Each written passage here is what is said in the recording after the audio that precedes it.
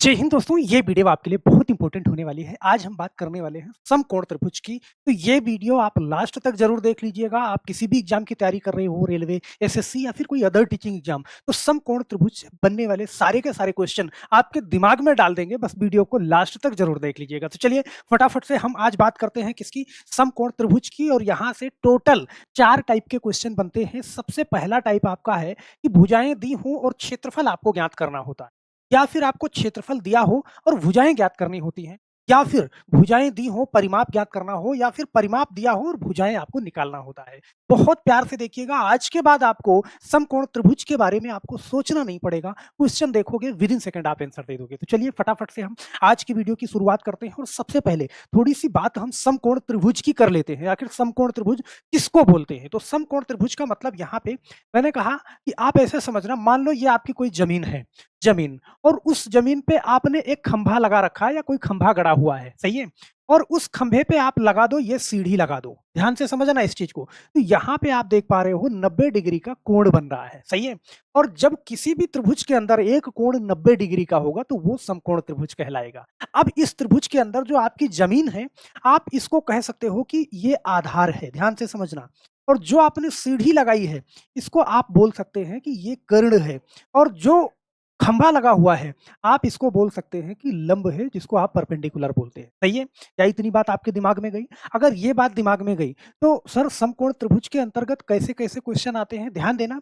इसके अंतर्गत सबसे पहले आपसे ये पूछा जाएगा कि समकोण त्रिभुज का क्षेत्रफल क्या होता है? तो ध्यान देना, जब हम इसका क्षेत्रफल निकालते हैं, तो जो नीचे वाली भुजा है आधार और ऊपर वाली भुजा है लंब, तो आधार का हम लंब के साथ में गुणा करते हैं। बड़े ध्यान से सीखना इस चीज़ को। आधार का हम लंब के साथ में गुणा करते हैं और बटे में 2 कर देंगे, तो हमारा क्या निकल जाएगा? क्षेत्रफल निकल जाएगा। सर परिमाप कैसे निकालते हैं? परिमाप का मतलब क्या होता है? पहले तो आप यही बात समझ लीजिए। परि और माप, ये 2 शब्दों से मिलकर बना है, ध्यान देना। परि का मतलब है बाहर-बाहर, और माप का मतलब है कितनी माप है। भाई इस भुजा का की माप, इस भुजा की माप, तीनों भुजाओं की माप को जोड़ लीजिए, वही परिमाप हो गया। अर्थात अगर मैं मान लूँ कि ये भुजा ए है, ये बी है और ये सी है, तो तीनों भुजाओं को आपस में जोड़ लेंगे, ए प्लस बी प्लस सी। तो यही क्या हो जाएगा? हमारा परिमाप हो जाएगा। हाँ सर, इतनी बात मुझे मालूम चल गई। अब यहाँ पे कभी-कभी आपसे लंब बता देता है, आधार बता देता है, कर्ण नहीं बताता, या कर्ण बता देगा, लंब बताएगा तो आधार नहीं बताएगा। तो इसके लिए आप ऐसे समझ लेना कि यहाँ पे जो लंब का स्क्वायर होता है, बहुत ध्यान से, और प्लस आधार का स्क्वायर, पाइथागोरस प्रमेय का नाम आपने सुना होगा, यही बराबर क्या होता है?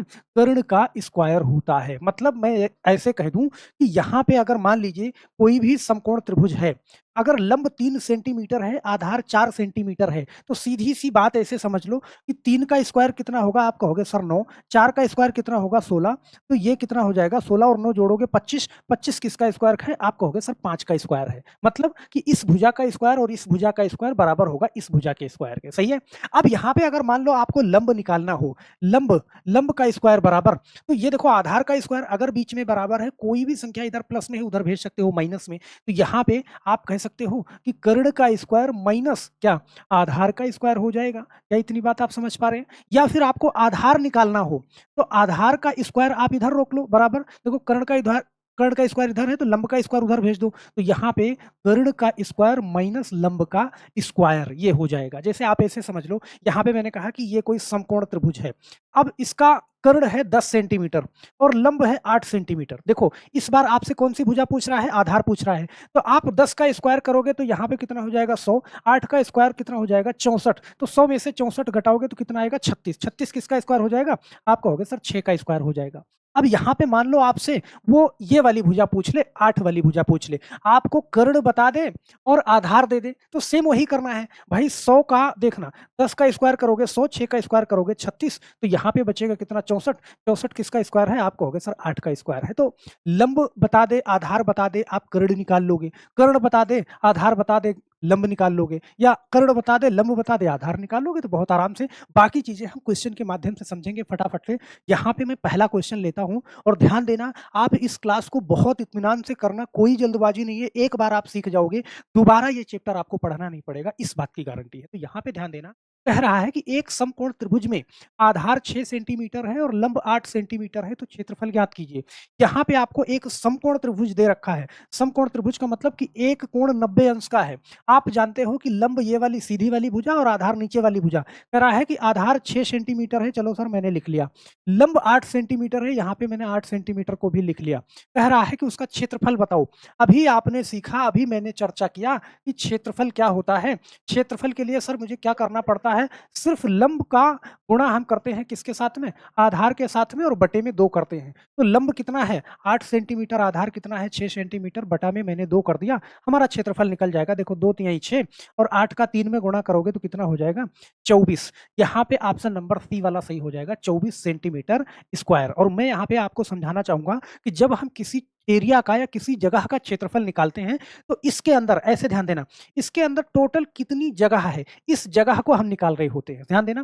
तो क्षेत्रफल में हम क्या करते हैं, लंबाई गुणे चौड़ाई अर्थात दो भुजाओं का गुणनफल करते हैं। तो वहां पे यहाँ स्क्वायर में क्षेत्रफल कभी भी निकालोगे तो वो किस में आएगा, स्क्वायर में। तो यहाँ पे कितना अतिरिक्त 24 सेंटीमीटर स्क्वायर हो गया। ये चीज आप समझ के चलना। जैसे एक क्वेश्चन और देख लो, यहाँ पे ये वाला क्वेश्चन है, तो इसमें कह रहा है समकोण त्रिभुज में लंब 6 सेंटीमीटर है। वो आपसे कह रहा है कि ये समकोण त्रिभुज है, इसमें लंब कितना है 10 सेंटीमीटर है, ऐसे समझना, और आधार कितना है 12 सेंटीमीटर है, ऐसे बहुत ध्यान से देखना। तो यहाँ पे क्या है, आपको बताना है कि क्षेत्रफल ज्ञात करो। हम जानते हैं कि क्षेत्रफल के लिए वही काम मुझे करना है, क्या करना है, आधार गुणा में लंब या लंब गुणा में आधार, कुछ भी कहो, और बटे में 2 लगा देना है। तो आधार हमारा कितना है 12, लंब कितना है 10 और बटा में 2 लगा दिया आपने। 2 से काटा, 2 पंचे 10 और 12 पंजे कितना 60। अब अगर ये डाटा सेंटीमीटर में है तो 60 सेंटीमीटर स्क्वायर, ये हमारा क्या हो जाएगा, क्षेत्रफल हो जाएगा। ऑप्शन नंबर डी वाला सही हो जाएगा। तो सर समकोण त्रिभुज का जब हमें क्षेत्रफल निकालना होगा तो सिर्फ आधार गुणे लंब बटा 2 ही करना है, बिल्कुल करना है। ये तामझाम आपको लिखने की जरूरत नहीं है। आप सवाल देखो, सवाल में ही दोनों में गुणा करके बटे में 2 कर दो, फटाक से आंसर आ जाएगा। कलम चलाने की जरूरत नहीं है। जैसे आप अपने हिसाब से ये वाला क्वेश्चन करना, इसमें मैं लिखूंगा नहीं। यहाँ पे कह रहा है कि समकोण त्रिभुज की दोनों लंब और आधार दो भुजाएं हैं, कह रहा है भुजाएं 9 सेंटीमीटर और 12 सेंटीमीटर हैं, तो उनका क्षेत्रफल बताओ। यहाँ पे बहुत प्यार से देखना, 9 और 12, तो 9 गुणे 12 बटे में 2, तो 2 से 6 बार में कट जाएगा 12 और 9 छक्का 54। यहाँ पे आपका आंसर हो गया कौन सा, डी वाला सही हो जाएगा। तो मुझे लगता है कि मुंह जबानी करोगे आप बहुत प्यार से, सिर्फ आपको एक बार बड़े ध्यान से देख लेना है। यहाँ पे बटे में 2 किया, 2 छंग 12, 9 छंग 54, सही है, कर लोगे ना मुंह जबानी। चलो अब हम बात करते हैं, मान लो आपको क्षेत्रफल बता दे और वहां से लंब पूछ ले या आधार पूछ ले, तो आप कैसे निकालोगे। जैसे ये वाला क्वेश्चन देखना, यहाँ पे आपसे कह रहा है कि एक समकोण त्रिभुज का क्षेत्रफल 24 वर्ग सेंटीमीटर है, आधार 6 सेंटीमीटर है, लंब ज्ञात कीजिए। एक क्वेश्चन बड़े ध्यान से ऐसे देखना भाई, जो सवाल में बताया जाए वो आप पहले लिख लो। आपसे कह रहा है कि समकोण त्रिभुज का जो क्षेत्रफल है, वो क्षेत्रफल आपसे कह रहा है कितना है, आपसे कह रहा है कि 24 वर्ग सेंटीमीटर है या सेंटीमीटर स्क्वायर है। बड़े ध्यान से देखना।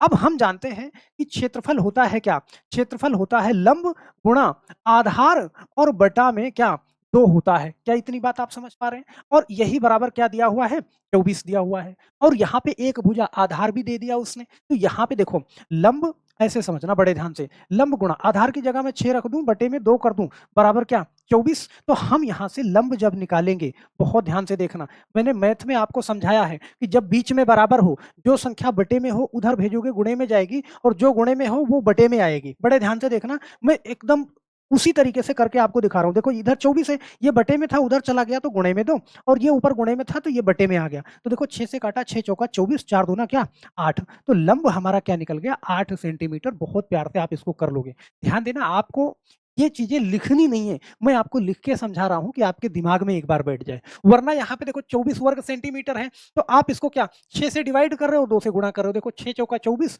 और 4 दूना 8, 8 हो गया बड़े आराम से। चलो एक क्वेश्चन और लेते हैं कि आपके दिमाग में डायरेक्ट बस जाए। यहाँ पे कह रहा है क्षेत्रफल कितना है 40 वर्ग सेंटीमीटर।